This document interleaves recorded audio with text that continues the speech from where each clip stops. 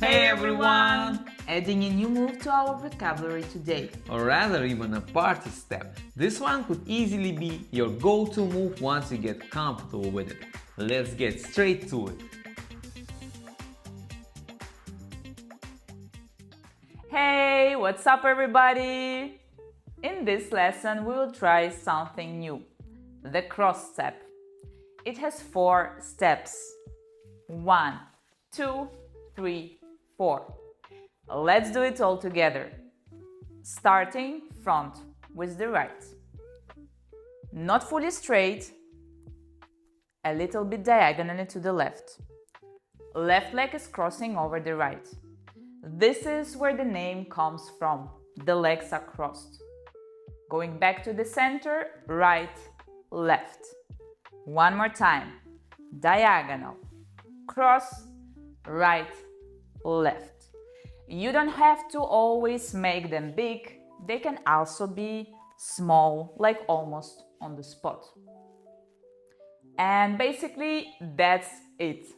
But as always, we build on top of it to make it more funky. We will be doing the following. Let's add the shoulders to it, like so. 1, 2, 3, 4. All together, first shoulder standing still. Right is going up and the left naturally goes down. Don't forget the knees we keep bent, we bouncing. And as we switch, left up. Switch, right up. Switch, left, right, left, right. Keep swinging with your knees. Swing your shoulders. And 5, 6, 7, 8. Now let's connect it to the step. The idea is the counterweight. We start with the right leg and we bring the left shoulder up. Left leg, right shoulder goes up. And again, up, up. Again, repeat, right up, left up, right up. Always opposite shoulders.